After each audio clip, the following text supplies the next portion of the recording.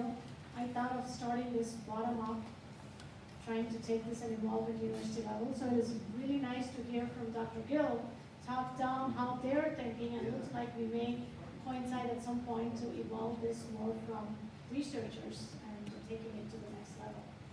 So without any further ado, let's get to the keynote speaker's talk. Today we have, I'm trying to multitask here.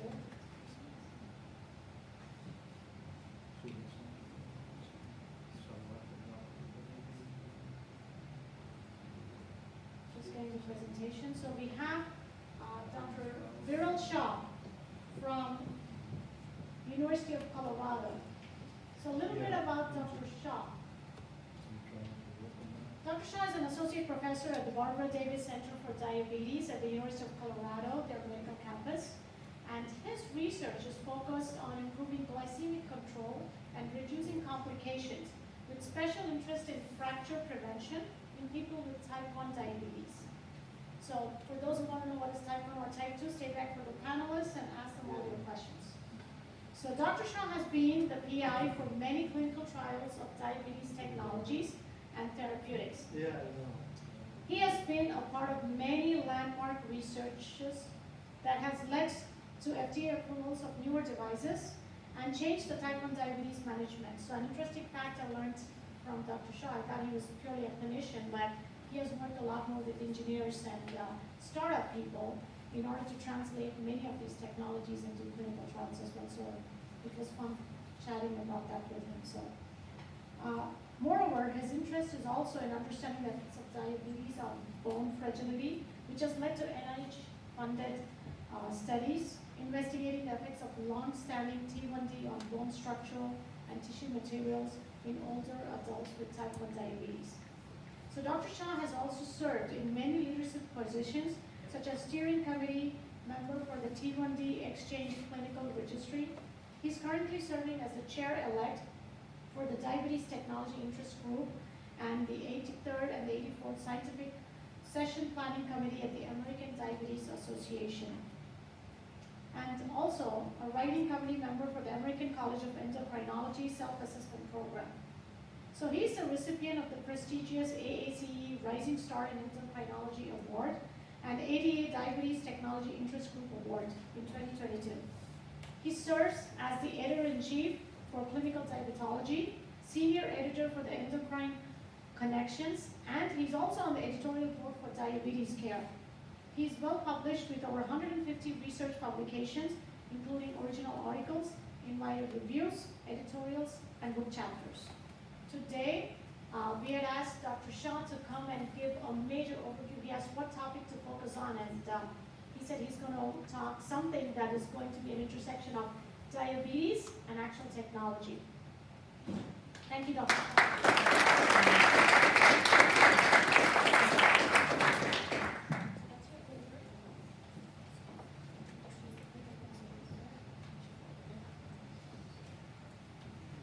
All right, thank you so much for a nice introduction, and I want to say thank you to the organizing committee to invite me and speak on this topic.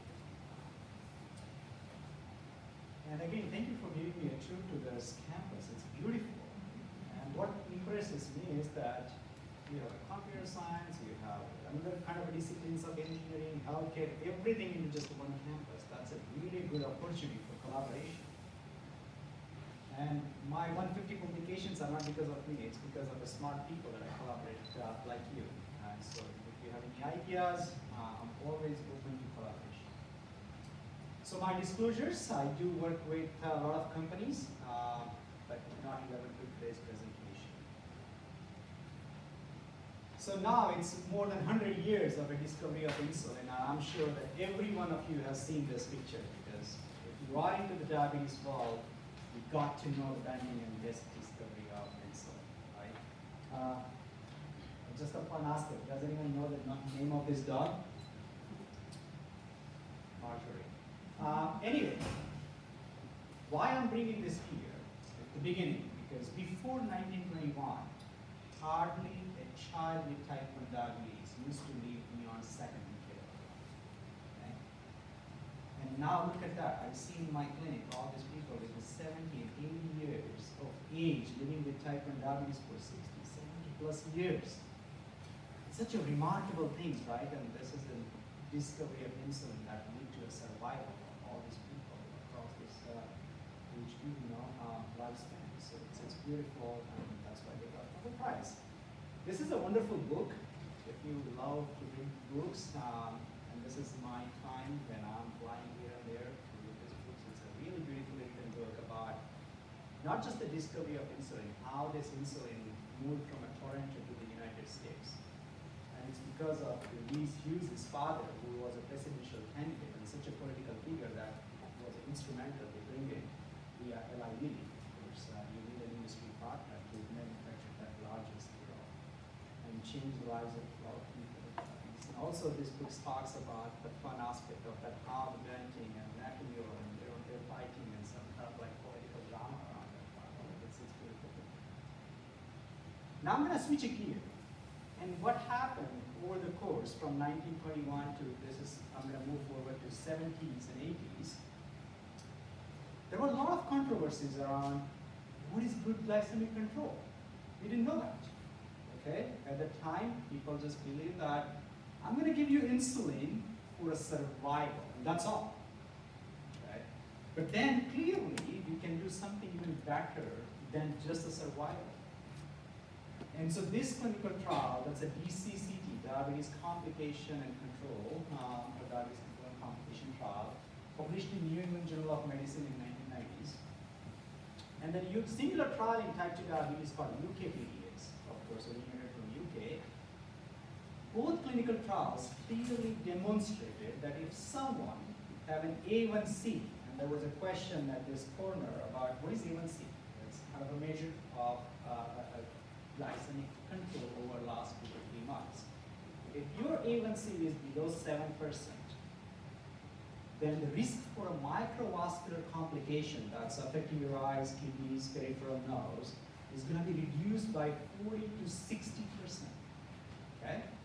Remarkable, right? So that discovery led to, or this clinical trial led to now focusing more on not just the survival, but how to reduce the complications of diabetes. And so the A1C became a gold standard measure to assess glycemic control in people with diabetes. That's type 1, type 2 diabetes. And the American Diabetes Association recommended the goal A1C of less than 7%. Now 7% came from a lot of DCC trial literature, but then American College of Endocrinology is being bold and said that yes, less than 7, but we recommend even less than 6.5 if it's achievable safely, because lower is better. What's the A1C in people without diabetes? It's less than 5.7, right? But then we are recommending goal of less than 7. What in between that 5.7 and less than 7? So if you can do even better, of course, without the risk of that therapy, then probably it could be better on long term. But are we there yet? And the answer is that this is the T1D Exchange Clinical Registry data. So what is this T1D Exchange Clinical Registry? And Dr. Gill mentioned a lot about like population health. And this was the intention to create a registry, a national registry of people with type 1 diabetes. So 70 plus centers across the United States collaborated together and said, okay, we're going to share the data. The data will be reposited here in Tampa, Florida, at JEB Center for Health Research. And then we will learn a lot from each other and trying to see what we can do to move the needle further. So in the T1D exchange, what you see here, that's a blue line, that's a 2016 and 18 data, and then red line is 2010, sorry, it's, the red line is 2010 and 2012. And what I'm showing here in this figure is that look at the A1C across the lifespan in people with type 1 diabetes. Okay, now think about that our goal is less than 7%. Are we there yet? No. Less than 1/3 of individuals with type 1 diabetes are able to achieve that goal that is recommended by American Diabetes Association way back. Right? So despite 20, 30 years of work, we are not able to do that. Because the diabetes is difficult to manage, particularly I'm talking about every single minute counts. It's complex disease. It's a hard. And so this is just a funny carding, but every year you will hear something about like a new breakthrough, new scientific paper, new publication. From a patient's perspective, like, yeah, I know everything, nothing changes, right? So how can we change that? And that's where my talk is going to be focused now, next couple of minutes, about how can we change the situation? How can we make lives of people with diabetes much better? And we can do that through technology. So one way of having a better glycemic control, think about A1C as a goal less than 7%, is the more frequently you test your blood sugar, the more you are aware about your glucose number, you're going to do something about it, right? So this is a study proving the same kind of a concept that the more you do, the better it is. And so this is a self-monitoring glucose. I saw that there was a glucose meter somewhere here at the table that you test that, and the more you do, so if you do about 10 times or more per day, you're going to have better outcome than someone who is doing probably only 2 times a day. That's a simple, right? If I check my glucose and if it's 300, what I'm going to do? I'm going to do something to bring it down. So the more you test, the better you do. The problem is that the more you do, the risk of hypoglycemia is very, very high. Okay, and the reason is that if you have 200, 300, what you're going to do, you're going to take insulin. Type 1 diabetes. There is a fine balance between how much insulin you need to bring the glucose down versus 2 down, and we call it some hypoglycemia. And severe hypoglycemia is defined as any low blood glucose level where you require assistance by someone else. So your colleague, your spouse, maybe paramedics rescue you, and that's called as a severe hypoglycemia. And that's a dangerous situation, right? So I don't want to be kind of a negative guy here, but think about the publications in early 1960s from UK. They used to call dead in bed syndrome, because they didn't know what's happening. These are the people with type 1 diabetes found dead, unfortunately. And they were like, why? And then realized that, oh, these are the people who had a severe low blood glucose at the night time and no one to rescue them. And unfortunately lost their lives. So, yes, the more you test, good it is, the problem is the more hypoglycemia. And the reason is that when you test your glucose, it just tells you about what your glucose at this moment. It doesn't tell you what's going to happen. It doesn't tell you the future. And if I know my future, I can better. I can prevent something that is detrimental, right? And that's where the concept of continuous glucose monitoring comes in, okay? And I will tell you this, like give you an analogy to that. How many of you drive a car that doesn't have a speedometer? No one. We cannot drive a car without speedometer. You need to know what speed you are going to, right? Because if you are driving too speedy, you're going to get a ticket. Or if you drive too slow on a freeway, somebody's going to honk at you. So we need a speedometer for that. And this is a speedometer when someone has diabetes. Okay? And so the CGM, now this is not a new now, but think about that. I think we are living in an exciting time in diabetes world that we have so many tools now that can help our patients to do much better. This is a complicated slide that I will just walk you through. This is a nice review article written by one of my colleagues published in Diabetes Technology and Therapeutics. So what it shows that here, he collected all the data from a randomized control trial and tried to make it simple in terms of understanding those clinical trial outcomes. So on a y-axis, you will see an HbA1c, okay, high, low. And this is an x-axis that you will see hypoglycemia. That's a low blood sugar risk, low and high. Now remember that I showed you in an earlier slide that the more you do finger stick glucose, you will get in terms of A1C, but you are increasing the risk for hypoglycemia. With CGM, you can do better. So if you are at high risk of hypoglycemia, it's going to reduce. If you are at high A1C, A1C will go down, but not at the expense of hypoglycemia. Again, simple, right? You guys all are engineering students, and bright and smart. So it's like if you have something that is number and some component that gives you a prediction about that, you're going to do much better. And that's what the CGM does. And so that's why now in every single guidelines by the major professional organization, that includes the American Diabetes Association, Endocrine Society, American College of Endocrinology, they all are speaking in the same voice that people with type 1 and type 2 who are on insulin therapy should offer continuous glucose monitoring. You cannot drive a car without speedometer. You cannot have a type 1 diabetes patients who just manage the diabetes based on 1 or 2 finger rate. They need a CGM. They need that speedometer to have improved outcome at the lower risk of some of the detrimental effects of managing diabetes. That's the hypoglycemia. Now the question is that when to start? You have a device. You've got a car, very good tool to get you from one place to another place. You need a license for that, right? And so what's the best time? So this concept that we started about 2013 at the Barbara Center, and I thought that what if you offer someone a CGM from day one of their type 1 diabetes? Would that lead to an improved outcome? I am encouraging you, empowering you from day one. Okay, would that happen? And the answer is yes. So the blue line, so these are 400 plus individuals with type 1 diabetes seen at the Barbara Center. This is the longest study so far in the literature. And what we did, we divided this cohort into 2 groups. Now it's unethical to say someone that, okay, I'm not going to give you a car, and you are eligible for a car.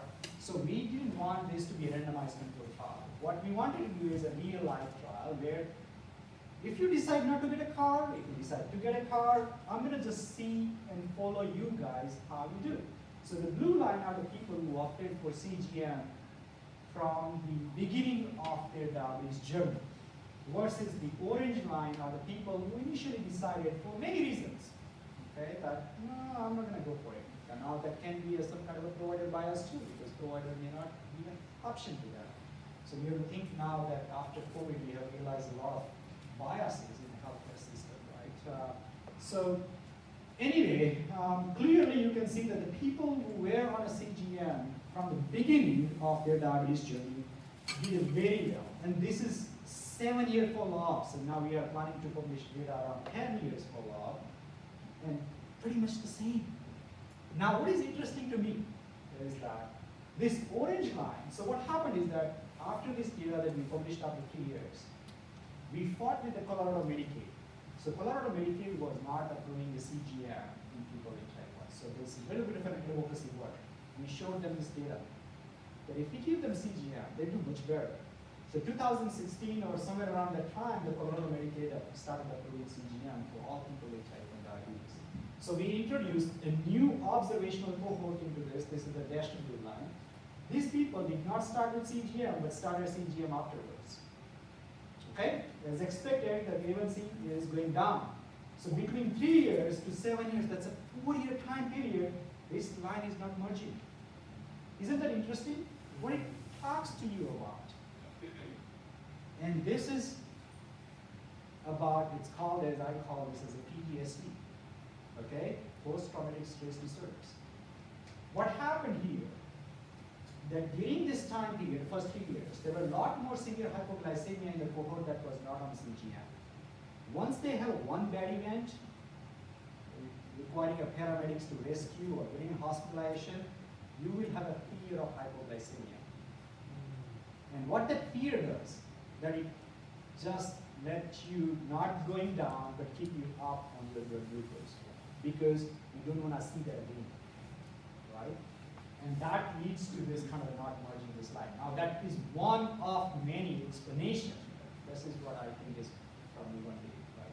So anyway, this study has now changed the guidelines, and the beautiful part now is that American Diabetes Association standard of care is now leading document. So anytime there's a new evidence, they just change that guideline immediately rather than waiting for a year to change it. So I think that's a good change at ADA.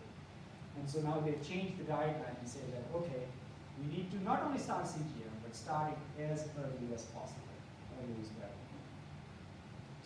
So this is a busy slide, no means for you to read or anything, but just wanted to give you a very brief kind of a highlight that there are 4 CGMs currently available in the US market. One is called as Libre, so this is kind of a Libre 2, Libre 3, Dexcom, Dexcom G6 and G7, so these are the generations of those CGMs, and then the Eversense, which is an implantable CGM, and Medtronic Guardian Connect that I have a picture here because it's mainly used with the Medtronic 670, 770, 780G system, which I'll be talking about. But ultimately, the direction that we are going to is that the devices are getting smaller and smaller, disposable kind of a use and throw kind of a things. Think about G6 to G7, right? Much smaller. Everything is on your mobile phone. It's giving you a lot of information and data. And the data is only good if you can make an action on the data. Remember that part, right? So I think that's where also the field is moving, is that not just giving you the data, but the actionable data, so that you can do something, you can try to really improve control. And then some of the things are rare disease kind of a differentiating features. Again, I don't have to go into details of that part, but how some systems are slightly different than others. And the way I look at that, again, giving a car example, I think I love cars, but anyway, is that there are so many different varieties available, right? And again, each one has a similar kind of function, in my opinion, is to take you to one place to another place. But someone is going to put Tesla versus Volkswagen versus Toyota versus Hyundai because we love the internal, external appearance and some kind of different features, right? Despite they have a very similar functions to do. So same thing about this kind of different CGM, their goal is same, is to give you the data, actionable data, getting you some kind of a future so that you can do better. But they have some different features. Some may like pink, some may like black color, some may like something like that, right? So it's good to have options. And I think these things are getting much better in diabetes world. So again, as I said, that we are living in a kind of like very exciting era of diabetes management. And if you think about the landscape of diabetes, particularly about the monitoring, Banting and Best did a good job, but everything was based on urine sugar, right? And those who know that, like the threshold at which the kidneys are kicking out that sugar out is about 180 milligram per deciliter. So there is no way to really know whether you are 170 or 160 or 150 or what. You just know it's more than 180, that's all. And so how many people do you think would achieve an A1C of less than 7 with that kind of urine glucose? I would doubt that, right? With SMBG, we have a lot of solid literature around that part. About 10 to 15% of individuals with type 1 who are doing about 6 to 10 times per day would be able to achieve less than 7%, right? With CGM, it's about now 40%. So yes, but do you think 40% is enough? No, even more. Right? I want every single one to have a desirable outcome. So what's next? And the next is, there are 2 different aspects of that. Again, as I was saying earlier, that the data is the thing that can drive the future. And one aspect of the data is the glucose data. But what about the insulin data? If I have a glucose and insulin both data together, I can do better, right? And so one way of thinking is that diabetes is a complex disease. People do require 3 to 4 injections, 5 injections a day. And it's not like that they have only diabetes as a full-time job, right? They have different things to do. And so missing insulin injections, giving a wrong dose, guessing game where they are not good in guessing, things can go wrong.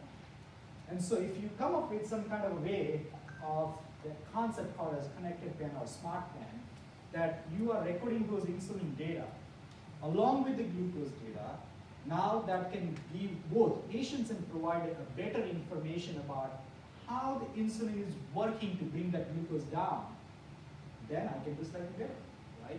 And so that's the concept of connected pens, is that you have an insulin pen, you have some kind of Bluetooth technology that you know exactly when, how, what dose that the patient has taken, and then you have a glucose data. Everything goes into kind of one mobile app, and then you have a wonderful, nice display of all this different data to really manage it. So there are different connected pens available in US market in this moment, and again I made this like a very kind of a brief overview here. One card is an InPen. InPen is by Medtronic now. It used to be Companion Medical, now acquired by Medtronic, big giant. Again, same concept, right? It's like a kind of a Bluetooth pen. Again, everyone is pretty much the same concept. It's separate for Humalog versus Novolog. These are two different kind of rapid-acting insulin. It's not for long-acting insulin. So for people with type 1 diabetes, they require two different kind of insulin: long-acting, short-acting. Long-acting, we call it a basal insulin that lasts for about 24 hours. Short-acting is for your meals. So if you eat that kind of sandwich, finger food, you need some kind of a short-acting insulin. That's we call as sometimes short-acting, rapid-acting, or boluses. So these pens are made for only bolus, not for basal. The Bigfoot Unity, which is now acquired by Abbott, it has a two pen, one for long-acting insulin or basal, another one for short-acting insulin, which is white one. And the nice thing is that the intention that they wanted to have is, so Libre 2 requires scanning, okay? It's the same technology that we use in Apple Pay.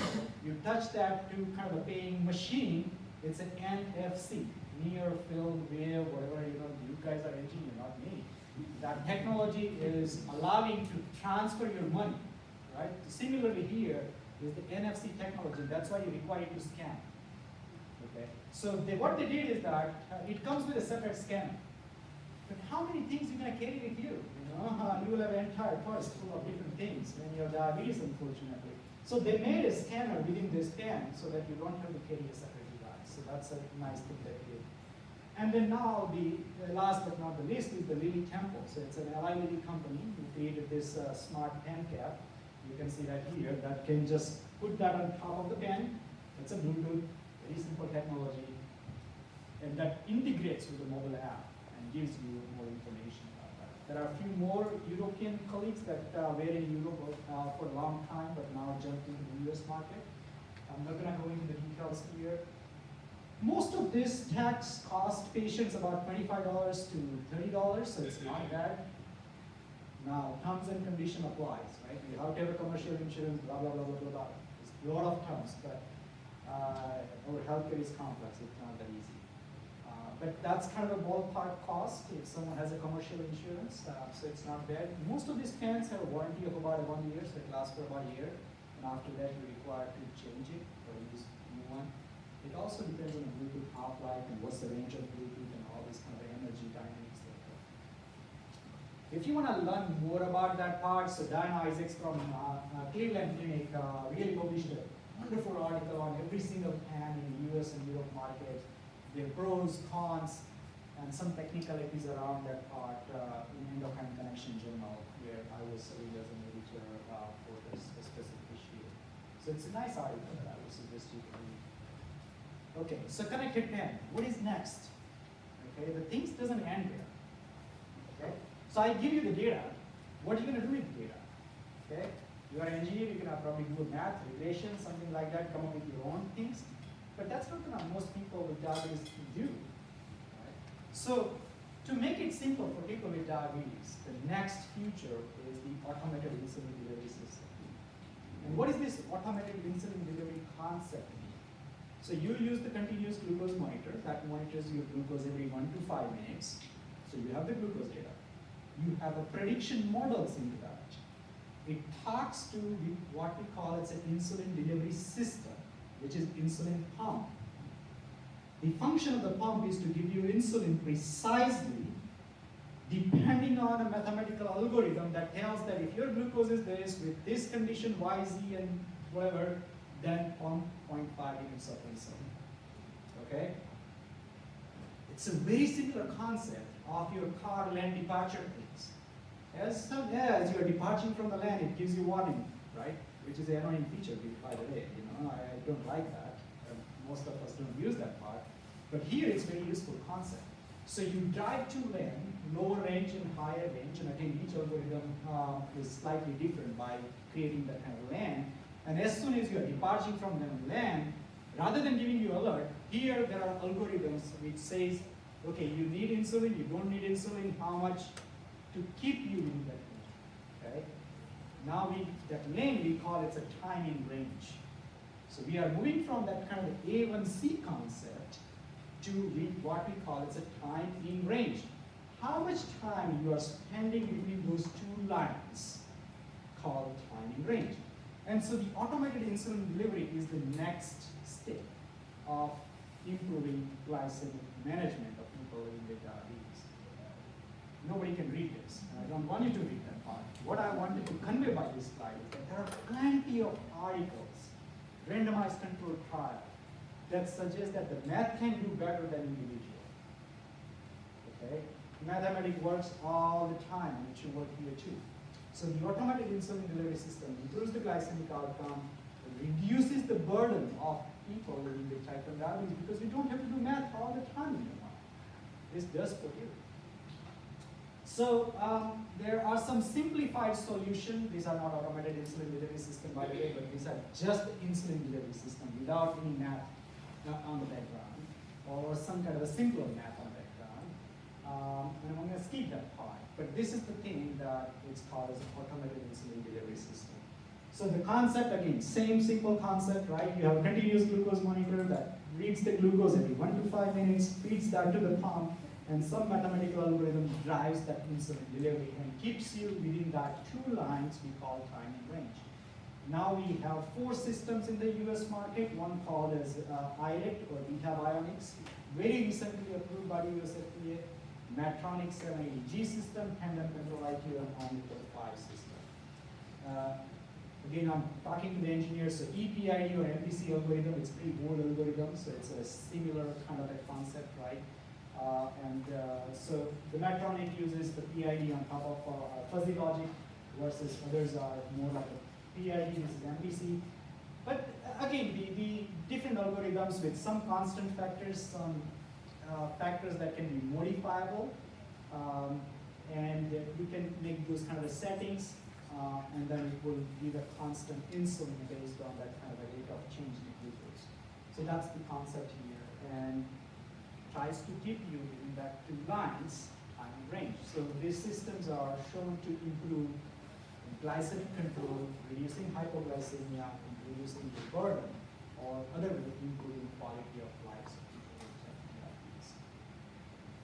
Now, why I say repeatedly type 1 diabetes? Because unfortunately, we have a lot of these technologies are available, but not approved for the use in type 2 diabetes. And the reasons are that type 2 diabetes is not like that simple and straightforward as type 1. Type 1, you got it from day one, you need insulin, period, right? In type 2 diabetes, it's like pre-diabetes, goes on for about 10 years, then you go type 2 diabetes, you require metformin, that's one drug, 2 drugs, 3 drugs, then eventually insulin. So it's very heterogeneous disease and different kind of stages of type 2 diabetes. And so companies have not done enough work doing the clinical trials and trying to understand how this technology will work in type 2s, particularly automated insulin delivery system. I'm not talking about CGM here, but anyway. And then again, people with type 2 diabetes, one of the major drivers of the pathophysiology of type 2 diabetes is insulin resistance. What it means, your pancreas is pumping a lot of insulin, but that is not working very well. So these people have so-called hyperinsulinemia. They have tons of insulin in their blood, but it's not working very well. And some of these people require 300, 400 units per day. That's a lot of insulin. And current generation pumps are only putting about 200 to 300 units per day. Now, if someone requires a 400 units and pump can give only 200 units, that's not something desirable for those people, right? So anyway, these technologies are not really kind of a formatted and shaped around type 2 diabetes. And a lot of therapeutic inertia as well in type 2 diabetes, because someone is like, okay, take your drugs, I will see you in 3 months, and it just takes a long time before somebody's going to put on the insulin therapy. And so anyway, so these technologies are now standard of care in type 1 diabetes, but unfortunately not in type 2 diabetes. So there is a lot of opportunities for you if you are an inventor in this space to develop something around type 2 diabetes. Now, I spoke a lot about these technologies, and it does amazing job in clinical trials, but the clinical trial world is very different than real life. In a trial, I'm gonna select the people who are highly compliant, gonna follow my instructions, nice, right? They do everything that you tell them to do. So sometimes the clinical trial data or the outcomes do not reflect what's happening in real life.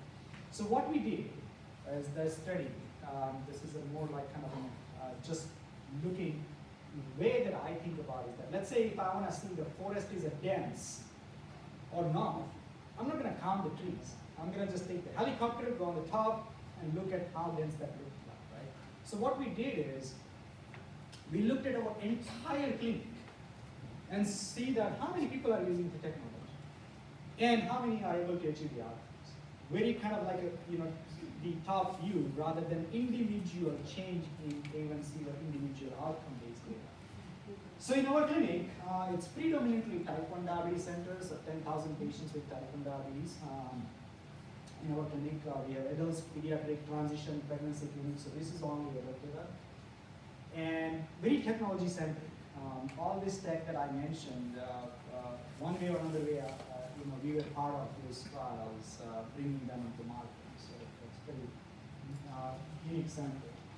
So we started from actually 2012, but we didn't publish 2012 because there were no good technologies in 2012. So this was like more like a control kind of a group, but based on some rigorous feedback, we removed that. So if you think about 2014, that's where we had a first generation of a Dexcom sensor, called Dexcom 7. Not exactly 7 like current 7. It used to be like SEVEN 7. Pretty big device. It's like a brick and mortar kind of like, old generation thing that nobody can use nowadays. But anyway, still 26% were using that. So I was surprised looking at the data that, oh my gosh. Very interesting. And then 2021, so think about that this data is about 2 years old, now 2023, right? So the picture is much different. But by the end of 2021, 82.7%, so nearly, I would say, 83% of people with type 1 diabetes at our center were using either CGM or an automated insulin delivery system. So I think we did a remarkable job in telling the people that, hey, you have options, there are a lot of options available, and we can do better. And that led to a drop in our clinic A1C to 7.5%. Okay, currently, it's about 7.3%, so we may have a change of under 0.2% with the newer generation of tests. Which is remarkable, by the way. Okay, think about the T1D exchange, which is a national registry in the United States. How many people are able to achieve that A1C of less than 7%? 1/3, 30%, right? So if I put a line here somewhere, that's the T1D exchange, okay? And people who are on this kind of devices, so blue bar is the automated insulin delivery system. And people on automated insulin delivery system, 51% are able to achieve less than 7%. Okay, with less work. Okay, so think about that part, much better. So now we moved that from a 40% to about 50%. Is that enough? No, we can do better, right? So what's next?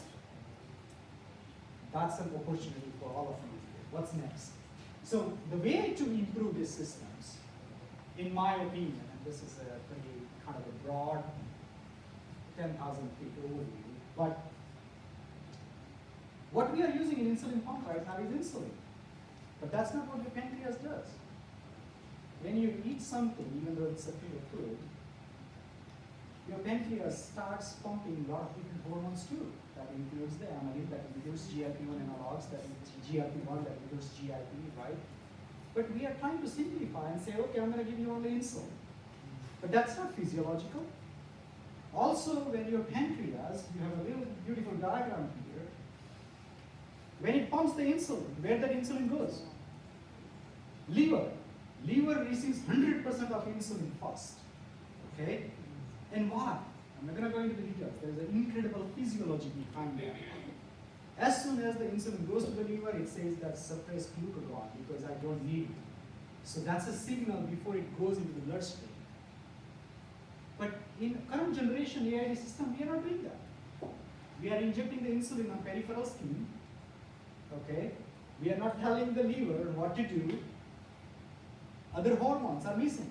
So there are many ways you can make this system much better, more profound to improve the glycemic control and minimizing the hypoglycemia by adding some different hormones called as GLP, GIPs, or MLM or something like that. So we do have a clinical trial funded by JDR that we are now testing GLP-1 analogs along with the hybrid closed loop system in patients with type 1 diabetes. It's going on. You can expect the results by probably the end of 2024, but it's a large multi-center, double-blind randomized control trial, so it's going to be fun. Another way is that multi-sensing approach. What I mean by that, again, I'm going to give you a car example. As I said, I love cars. Is that we have so many sensors, right? As soon as you put in rear, it's going to give you a rear view and like, okay, it tells you like, oh, don't take it right or left, you're going to bump, you know? It's because there are so many sensors in the car, okay? Similarly, why can't we use the different sensing? If you use the Fitbit, and if I get a feedback from a Fitbit that you are exercising, I'm going to do something different in terms of insulin delivery, right? What if I use the existing data that my Apple Watch uses? Heart rate detection. I can do so many things by heart rate detection and say, oh, your heart rate is increasing, you're doing something. I'm going to change that system, insulin delivery. So anyway, there are a lot of different things, different ways that we can probably improve this system to make it fully automated, more physiological, so that most people with diabetes can achieve better glycemic outcomes with less work. And the way I think is that, think about that, we all take flights. I'm going to fly back to Colorado, right? 90% of the work is done by man, not by pilot. It's all engineering, right? We can do that here. That we can make this kind of systems as completely autonomous so that the people don't have to do much.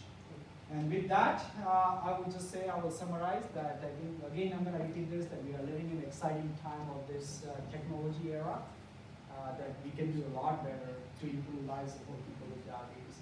CGM, AIDs are a powerful tool. If you are a clinician, you should use that for all your patients with type 1 and some patients with type 2 diabetes. And again, a lot of opportunities here to develop new system, use this system in type 2 diabetes. And type 2 diabetes is a big market, okay? If you see 100 people with diabetes living in a, like walking on a street, 95 are type 2 diabetes and 5 type 1s. So I think there is a lot of market growth and opportunities in the field of type 2 diabetes, and I think we haven't done much there. So I think we can do a lot there. With that, I will end my talk. That's my email. Feel free to email me any kind of an ideas. Welcome. I see them a lot of data, so if you want to collaborate, please tell me. That's my LinkedIn profile. You can scan that barcode and we can connect. Thank you so much. I really appreciate